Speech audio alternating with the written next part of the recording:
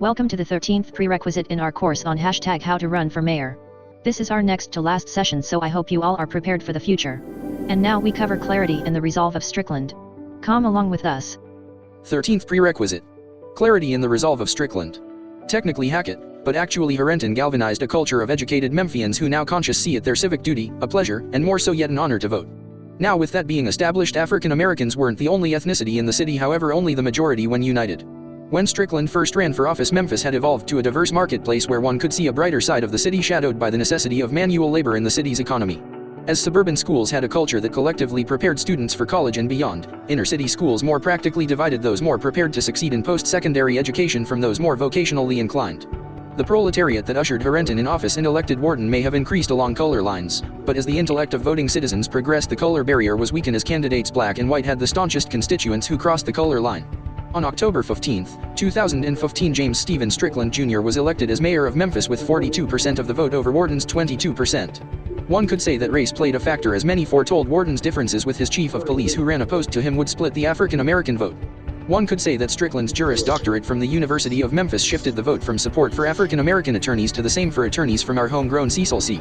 One could say a lot of things, but Strickland was a first-generation Memphian. He had a strong educational background, and with him there is clarity in his resolve. One could say that Memphis mayor ought to be native, but with too much favoritism afforded, Strickland, a first-generation Memphian, had and has a perspective natives may not perceive. From Mishawaka, Indiana, on the northern border in the center of its latitude, Mayor Strickland hails as perhaps its best example of a success story our local audience may ever see. Known as the peppermint capital of the world since the 19th century, as large quantities of mint were produced in the rich black loam in the area, Strickland was no stranger to industry. From outside the city things look as though they have more potential, when it is only a perceiver's point of view. The brighter side of Memphis is seen much more readily in objective eyes who see potential in what could be, as opposed to those subjective who, used to existing conditions, see less to be improved. Seeing a magnitude of issues quite extensive to tackle, natives can wait as before, while first and second generation Memphians, seeing the potential in the space and volume of citizens, can only prioritize thinking of achievement. The clarity in Strickland's resolve focused on poverty, crime, and blight in the city, which theoretically brought about a brighter side of the city. In this safer, healthier, and more prosperous environment, citizens could in the spirit of commerce exchange pleasantries and work towards building business relations in the city with the county and under the state. So, one could say the mayor ought to be homegrown, but government has little to do with demographics. One could say education is less lofty locally, but Strickland's strong local educational background proved in the election that education in Memphis was second to none. It is just a fact that 9 times out of 10 students entering college would prefer so at William & Mary, Harvard, Yale, or Princeton before they would attend school in Memphis.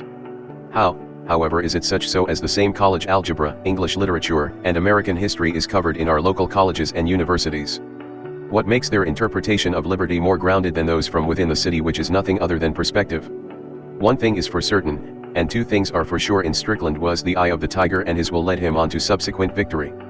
Calculating the number and diversity of those graduating secondary education from Memphis colleges and universities, Memphis had the numbers if it could breach the color barrier, where practically it hadn't, but in actuality it did, as Strickland was elected.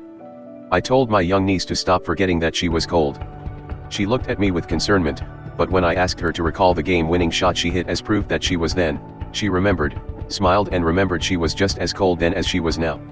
With that mindset, Memphis education, if it doesn't trump others, it creates a boundary where those in it may be relatively superior or at least on equal ground with other schools. Thinking oneself cold is more so from excessive pride, which unbridled is the freedom to express oneself as trained, and the reward of victory when in competition individuals and teams end triumphant. One could say the city is just as racially divided as it was prior to 2015, which may or may not be true, but Strickland has proven with him there was in his clarity in his resolve. When he took office, he was fighting a de-annexation issue and a major employer relocation. Dodging de-annexation and losing close to 111,000 citizens would have hit the city hard, and the 4th largest public company threatening to leave the city were both very real situations that Strickland handled rather well. He passed his first budget with a unanimous vote from the council after only around 7 minutes, but no more than 11 minutes. As he relocated Service Master to a downtown Memphis location, Strickland kept the tax dollars we would have lost were the company to have relocated.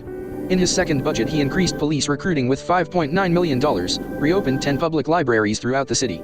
Contracts were focuses on minority and women contractors, which was a 68% increase from January 2016 to April 2017.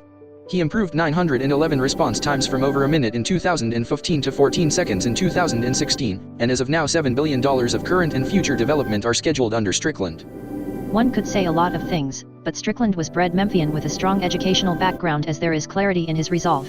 The 2019 election saw Strickland victorious over Herenton and Sawyer, as he gained 62% of votes cast in the lowest voter turnout since 1966. That concludes the information for this time. Tune in next week for our final session. Drive safe and be careful.